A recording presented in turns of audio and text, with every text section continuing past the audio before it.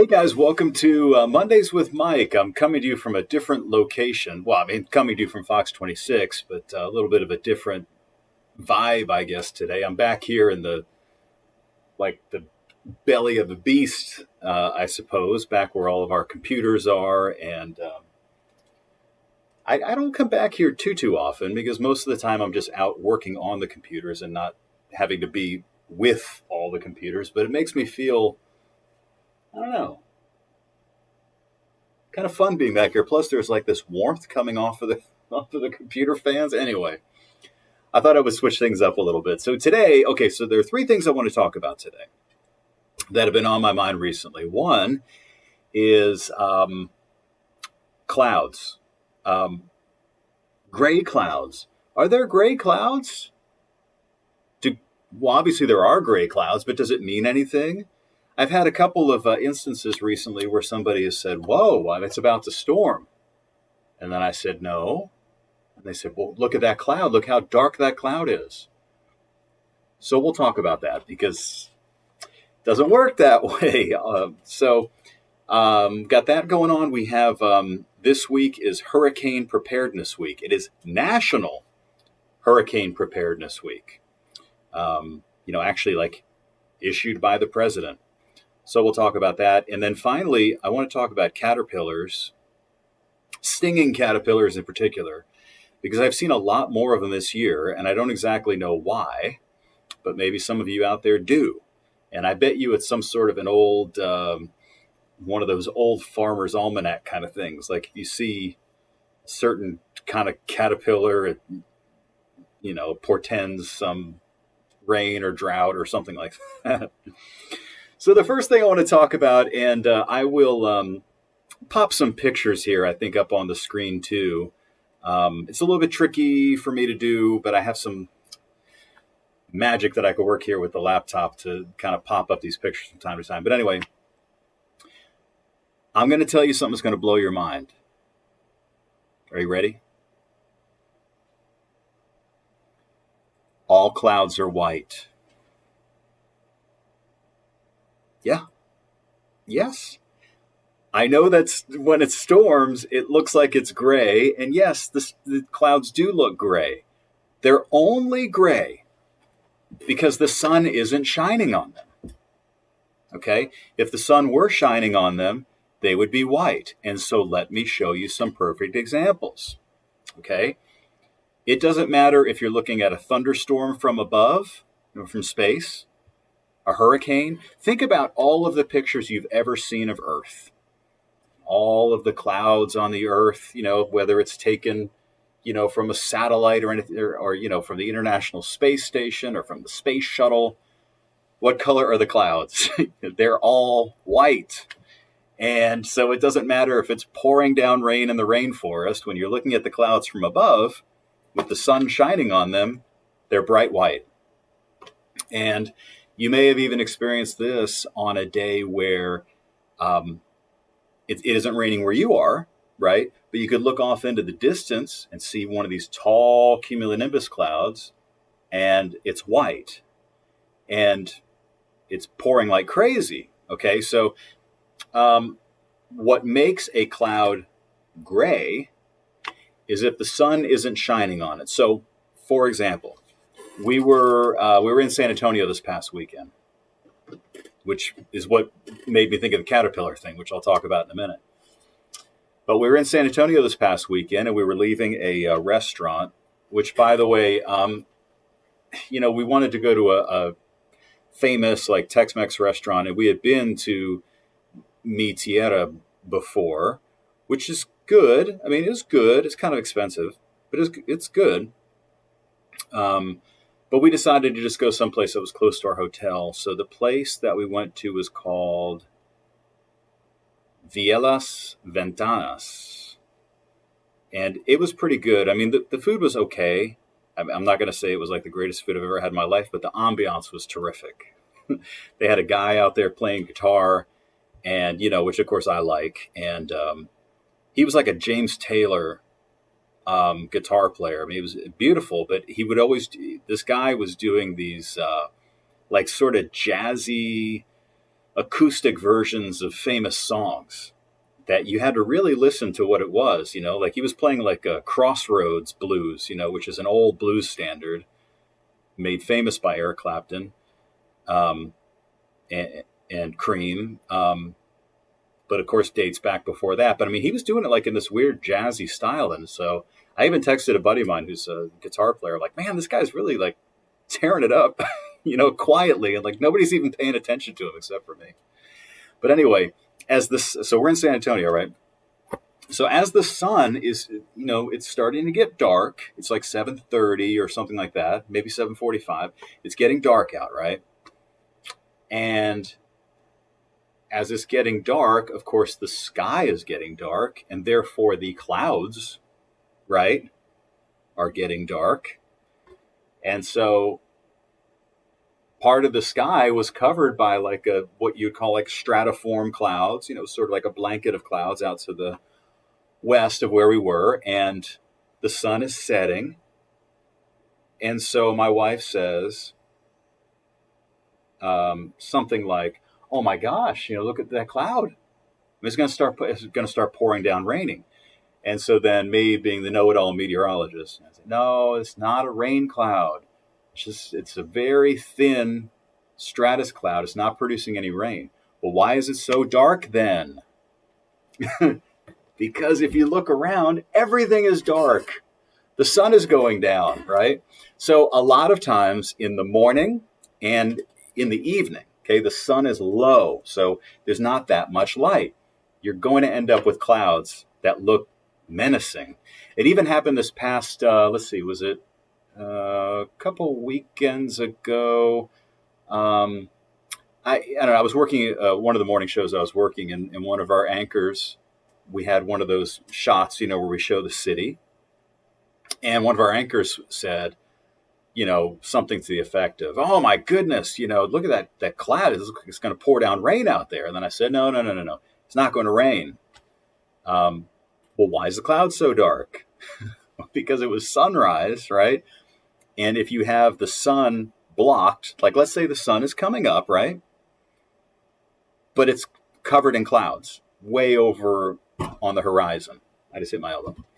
Way over on the horizon. So there's not that much sunlight coming in. Well, all the clouds are going to look dark, right? And especially when you have the sky behind it that maybe is starting to brighten up a little bit and the clouds are still shadowed, there's no sun shining on it, it's going to look dark. But it doesn't mean that it's a rain cloud. So when we talk about rain clouds, they're going to come generally in two forms, okay? And they both have the word nimbo in them. So you're going to have nimbostratus or cumulonimbus, okay? So a cumulonimbus cloud is a cumulus cloud that's producing rain. And, you know, more often it's known as a thunderstorm cloud, but they're going to be very tall. Okay, so when you see them from a distance, they're going to look very tall. In fact, sometimes these big cumulonimbus clouds look like a nuclear explosion. You know, you've probably seen those. It's almost like a mushroom cloud. Whether it's white or dark or, you know, if the sun's shining on it or not, it's the same thunderstorm cloud, right? Or you get nimbostratus, which is kind of like when it's just drizzly out. The nimbostratus don't produce any heavy rain. It's a gray day. It's drizzly. The clouds are gray because there's no sun coming in. Okay, so that's that. So this is like a little bit of a myth busting and a little bit of just like something to think about. Next time we have some showers around, you know, just kind of take a second to look around. Whoops, this is me telling me I need to go do a weatherhead here in a minute. Uh-oh. Let me hit pause here for a second, but stay with me. All right, I got pulled away for a second. So not to belabor the point, but I'm going to go ahead and pull up a, let's see. Let's go ahead and take a shot of the globe. Let's see. Let's do Gulf of Mexico. I was going to do the whole globe, but let's just show you the Gulf of Mexico. And so, unless I could pull up full disk. There we go. Okay, so if you could see up here, okay, I'm just going to zoom over here and just show you.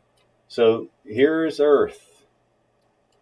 And notice here that even these clouds here, so this is out in this area we would call like the intertropical convergence zone, or a monsoon trough if you want to get real fancy. And so it's raining here, and these are all, it's kind of stormy. There's probably even a little bit of lightning. Anyway, they're all white. So that's the point.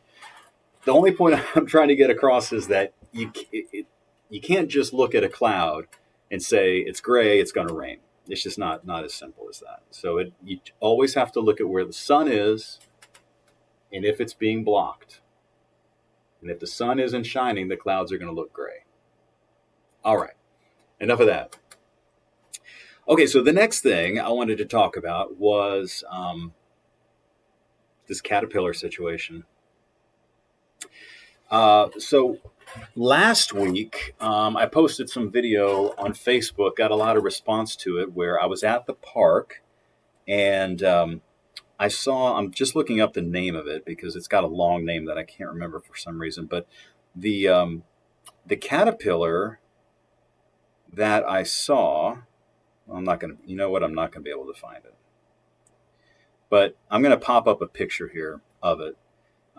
There are some caterpillars that were over at the park by our house. So I went with my youngest to the park, and these things were everywhere. They're not that big. They're only about that big. And I've seen asps before, A-S-P. It's hard to say. Asps. Those are the ones that like fall out of the tree and will like land on your arm or some, God forbid, sometimes it happens to kids and it's like a bee sting, but they just look like a woolly kind of fluffy, thing. These were crawling around and they were actually really pretty. They have a red head and they have some spiky things coming up out of their bodies and very pretty, but they do sting. And I looked it up, and these particular caterpillars have hollow hairs on their back that are filled with toxins. And it's not like it's going to kill you or anything, but it's going to hurt if you touch them. And, sometimes kids don't know better. And frankly, they were all over the place on the playground, on everything. Like if you go sit on the swing, they're like falling out of the trees. So then this past weekend, we were in San Antonio, and they had different ones out there. And the place where we were staying had signs up that said, these are buck moth caterpillars. Do not touch them. Because if you touch them, it feels like a bee sting. So, but they were all over the place, and they were pretty big. They were bigger than the ones here.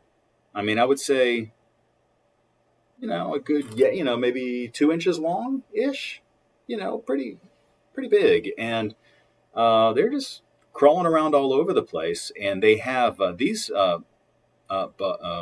particular bugs or larvae had these beautiful fan-shaped like spines on their back.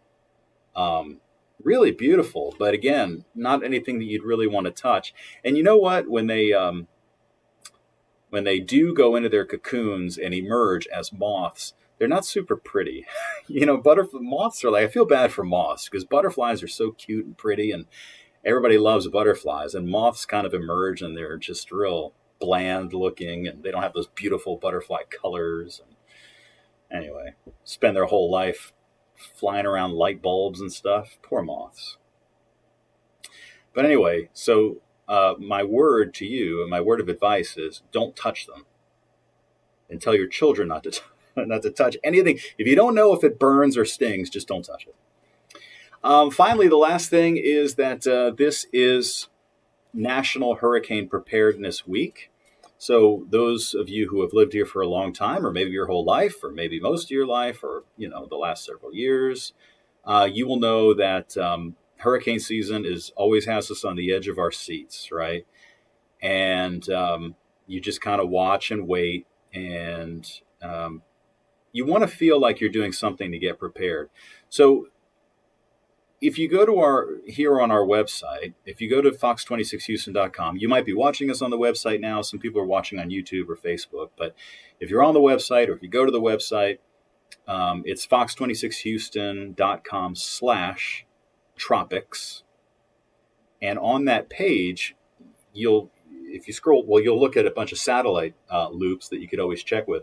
But if you go down, you'll see a map of all the evacuation zones for Southeast Texas. So even if, and you'd be surprised how far inland those evacuation zones go. Typically, the rule of thumb is this, okay? You run from water and you hide from wind. That's the general rule of thumb. So what we mean by that is that you're generally not evacuated for a wind risk. You're evacuated for a storm surge risk or some other sort of flooding.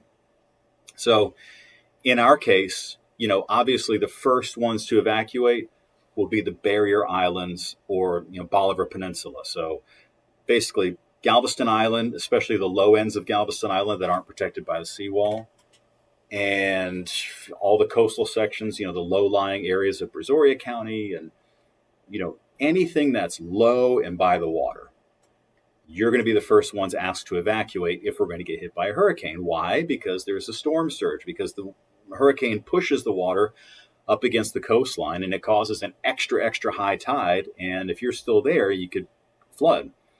Now, traditionally,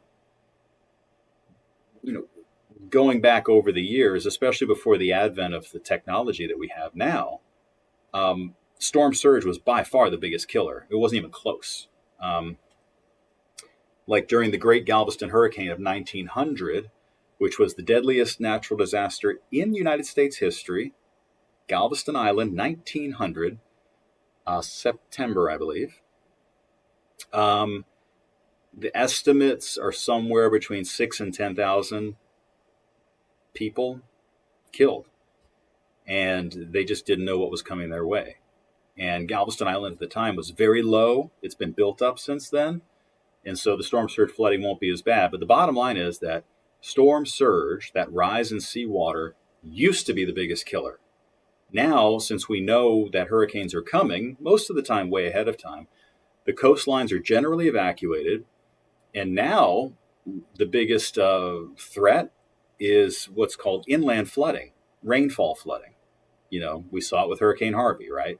Along with some others. So, but that is something that you can kind of deal with.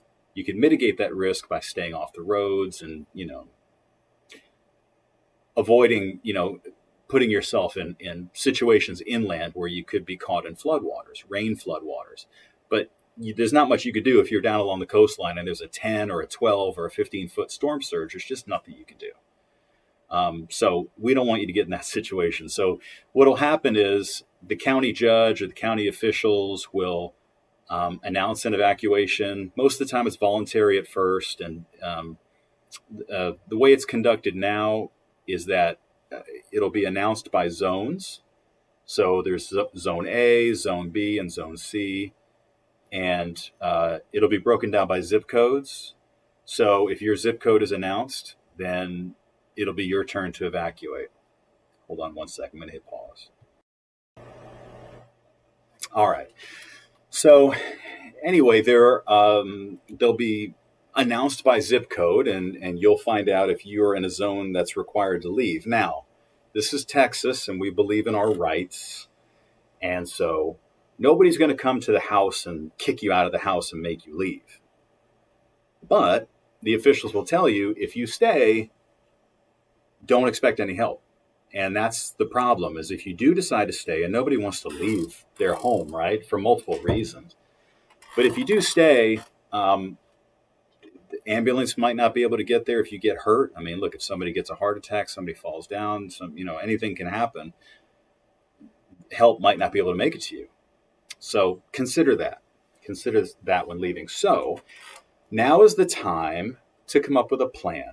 Okay, so the plan is, if you live inland, and by inland I mean well away from the coastline, Sugar Land in Missouri City, Katy, Cypress, Spring, Woodlands, Magnolia, Humble, these places where you're not near the Gulf of Mexico, Houston, most of Houston, you will be sheltering in place, most likely, unless you really just want to leave, which you're welcome to leave. You're just not going to be asked to evacuate. Some people just don't want to deal with it, right? And if you have family, in Austin that you want to go stay with, it might save you, some of the heartache of having to maybe deal with no electricity, but it's not necessary for you to leave. If you live in any area that's near the coastline, and this includes the Clear Lake area, Seabrook, Kemah, El Lago, City of Clear Lake, all those spots, San Leon in Texas City, Galveston Island, Surfside Beach, anywhere that's near the coastline. If you live in those areas, the time is now to come up with a plan. And it's not as bad as it sounds, okay? So the plan is, okay, if there's a big hurricane, they might tell us to evacuate. And if they tell us to evacuate, well, we got to figure out, where are we going to go? Like, maybe there's a couple of options for where you're going to go. Maybe you have friends or family that you could stay with in Katy. That's an option. Maybe if they're not available, there's somebody else, some aunt and uncle that you could stay with up in College Station. Whatever it is, it's a good idea to come up with that now before hurricane season starts, so that it's smooth. It's a smoother thing to do if you're ever put under evacuation orders.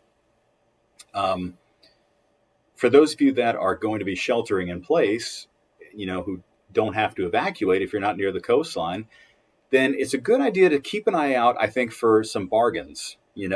Try to buy stuff before there's a rush on the store. It doesn't mean hoard. Okay, we don't want to hoard anything, but, you want to have simple things. Like, you want to have a way to have light if the lights go out. So you want to get one of those little lanterns or light bulb. Make sure, and John Dawson will tell you this, make sure it is an LED bulb. Whatever you get, make sure it's an LED, because they're brighter and they last much longer, and you don't want to have to go for find a light bulb in one of those old-fashioned flashlights. So lights are important. You need a way to charge your cell phone. So you could do that in the car. I mean, that's one way that people will do it. But then you have to make sure you have enough gasoline and all of that stuff. If you can invest in a small generator, sometimes you can get those on sale. And it is a pain in the butt, I will tell you, because I have one. It's not like an easy thing, but it helps. It definitely helps, especially if you don't want to lose a whole refrigerator filled with food.